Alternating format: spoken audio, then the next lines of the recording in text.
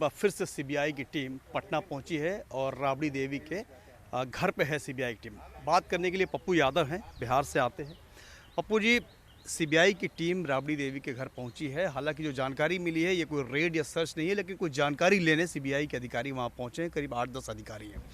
इसको आप किस तरीके से देख रहे हैं? देखिए, हमको एक बात तो पहले हम बताते हैं कि जब जब चुनाव आती है तो इनका जो सीबीआई, आईडी, आईबी, जो हमको लगता है कि बीजेपी का एक प्रकोष्ठ बन गया है, ये सेल हो गया है। ये लोग एक्टिव क्यों हो जाते हैं? 2024 आने वाला है, इसलिए भाई मैं आपको बता रहा हूँ, सुरक्षा लोगों को ज़्यादा ज़रूरत हो जाती है। उसके बाद दूसरा ये सवाल उठता है कि इतने दिनों से कुंभकर्ण की नींद में आप कहाँ सोए हुए थे? घोटाला कोई नया नहीं है, आज नहीं हुआ है। लेन देन का मामला शुरू से चल रहा है। आप कभी ईडी के मामले में शांत हो जाते हैं ताकि कोई समझौता न हो जाए, नीतीश कुमार जी को ख़त्म करना है आपको, तो आप चुपचाप रहो, आपको हम कुछ नहीं होने देंगे। तो जब इन लोगों की गठबंधन बन गई, जो नहीं चाहता था बीजेपी और अमित शाह जी की कभी महागठबंधन बने, और जब महागठबंधन बन गई तो अमित शाह जी के पास अब कोई दूसरा रास्ता 2024 के लिए नहीं बचता है।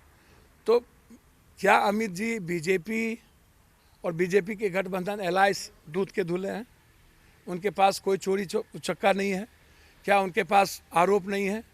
सीबीआई कभी, ईडी कभी आपकी पार्टी या आपकी सरकार, आपके मंत्री या आपके गठबंधन के मंत्रियों के यहाँ क्यों नहीं जाते? इतने बड़े बड़े आरोप लगाए गए हैं, विदेश से लेके, नीचे से लेके, अदानी से लेके, सब कुछ। तो आप नीट एंड क्लीन हैं, आप साफ सुथरा हैं। दूसरी चीज़, जिस पार्टी पर आपका हमला होता है उस पार्टी के आधे बेईमान लोग आपके साथ चले जाएं तब भी आप उसको आप दूध के धुले मान लेते हैं। जैसे महाराष्ट्र में हुआ था, पवार जी इधर आए तो दूध के धुले हो गए और कैसे ख़त्म हो गया एक रात में। ममता दीदी के साथ भी यही हुआ।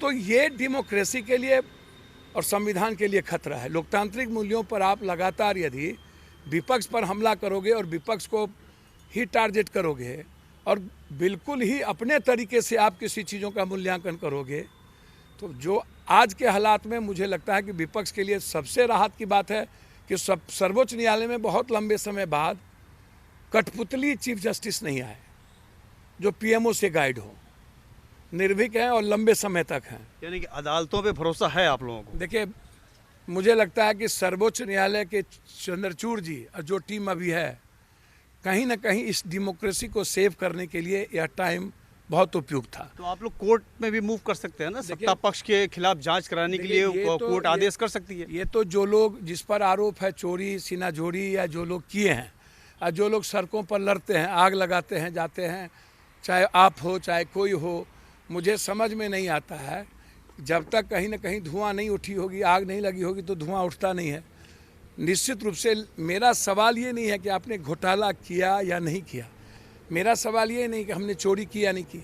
मेरा सवाल है कि क्या ये तरीका इतने लंबे समय के बाद, जब जब आपको अपना आवश्यकता और सत्ता की बात आती है तब तब आप यूज करते हैं, क्या ये तरीका सही है? कहीं पे निगाहें, कहीं पे निशाना। आप नीतीश कुमार को भी डराना चाहते हैं। मैं वही बात पप्पू जी आपसे पूछना चाह रहा हूँ, जो कि आप बिहार से हैं, राजनीति खूब अच्छे से समझते हैं। नीतीश कुमार यानी कि सुशासन बाबू, और अब बात हो रही है कुशासन की, मतलब भ्रष्टाचार की लगातार। तो ये सुशासन और कुशासन का असर नीचे जमीन पे, जनता पे पड़ सकता है? मैं एक बात बोलूं, इस कंट्री में जात पात, हिंदू मियाँ भाषा के क्षेत्रवाद के अलावे कोई राजनीति नहीं है। मतलब इसके अलावा कोई मुद्दा नहीं? आप उठा के देख लो सर, इस कंट्री में पॉलिटिकल पार्टी के पास या तो हिंदू मियाँ है, या तो भूमिहार यादव राजपूत तेली साउथ है, या तो साउथ नॉर्थ है, या तो हिंदी गैर हिंदी है। आप उठा करके देख लो। इस देश में राजनीति का, विकास का कोई मुद्दा है ही नहीं। आप बहुत क्लियर समझिए, 7 जात इस गठबंधन में, 8 जात इस गठबंधन में। यदि मुद्दा नहीं होता तो मुकेश सहनी, चिराग जी को सुरक्षा नहीं मिलती। मुद्दा नहीं होता छोटी छोटी जातियों को लेकर के चुनाव जीतने का, तो ये जाति का ही गठबंधन का है ना, कोई दूध के धुले तो कोई है नहीं। आप कभी रामविलास जी की तस्वीर तोड़ देते हो, कभी चिराग जी को दूध के मक्खी की तरह घर से निकाल देते हो। जी, इस जांच पड़ताल पे मतलब आपकी क्या मतलब कहना चाहेंगे? क्या पूरी जांच ही गड़बड़ है या सीबीआई काम ठीक नहीं। कर रही है? अदालतों पे आप लोगों को भरोसा? मैं चाहूँगा कि ये जांच कोर्ट के नेतृत्व में हो, सर्वोच्च न्यायालय इसको देखे। एक दूसरी चीज़, जो सीबीआई का तरीका है वो लगता है कि वो आरएसएस और बीजेपी के मुख्यालय से तय होती है। दो, नीतीश कुमार जी का जो अब उम्र है, एक तो पहले ही नीतीश कुमार जी को महागठबंधन में जब आए थे तो नहीं जाना चाहिए था, उस पर पॉलिटिकल क्रेडिबिलिटी पर एक बहस शुरू हो गई। अब ये लोगों के मन में हमेशा रहता है और मीडिया ट्रायल भी होने लगता है, पता नहीं कब जाएंगे नीतीश जी, कब आएंगे, कब जाएंगे, कब आएंगे। ऐसा जो नीतीश कुमार जी को लेके हमेशा ये सवाल देश में उठता है, यह नीतीश जी के लिए के पॉलिटिकल जो उनका कैरियर के बाद के लिए उनको तंग करेगा। जॉर्ज और शरद जी से भी बुरी स्थिति ना हो जाए नीतीश कुमार जी की, जब अब वो बदलेंगे। अब मुझे लगता है वो बदलेंगे क्यों? यहाँ नीतीश कुमार जी तो कंफर्ट जोन में है, हमला तो आरजेडी परिवार पर है, परेशान तो वो होंगे जो किए हैं या गलत है।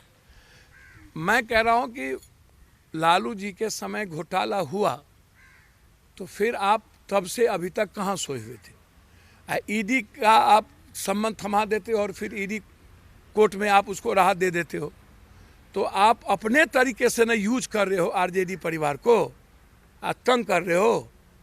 मेरा यह है कि अपने राजनीतिक सत्ता के लिए आप इस्तेमाल नहीं कर सकते हो और विपक्ष पर हमला नहीं कर सकते हो। यह देश और लोकतंत्र और संविधान के लिए खतरा है। लेकिन मेरा मानना बिल्कुल क्लियर है कि अभी सीबीआई, ईडी, आईबी कंप्लीट एक प्रकोष्ठ बन चुका है जो कंप्लीट रूप से 2024 के चुनाव की तैयारी में लगे हैं।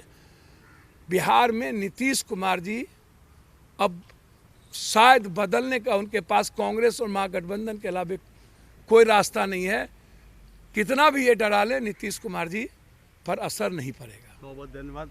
तो ये पप्पू यादव, इनका कहना था कि सीबीआई या ईडी मतलब एजेंसियों की जांच पे कोई दिक्कत नहीं है, लेकिन जांच के तरीके में गड़बड़ है, क्योंकि वो कहीं से गाइड होकर करते हैं। रहा सवाल नीतीश का, तो पप्पू यादव का साफ कहना है कि कहीं पे निगाहें, कहीं पे निशाना। अगर नीतीश को तंग करने के लिए ऐसा किया जा रहा है तो नीतीश कुमार के पास अब बिहार में कोई विकल्प नहीं बचा है कहीं और जाने का। कैमरामैन अमित राय के साथ प्रशांत देव, न्यूज़ 24। नमस्कार, मैं हूं मानक गुप्ता। अगर आपको हमारा ये वीडियो पसंद आया हो तो इसे लाइक और शेयर जरूर करें, और हां, हमें सब्सक्राइब और फॉलो करना ना भूलें ताकि आप देश और दुनिया की कोई खबर मिस ना करें। तो जुड़े रहिए हमारे साथ और देखते रहिए न्यूज़ 24।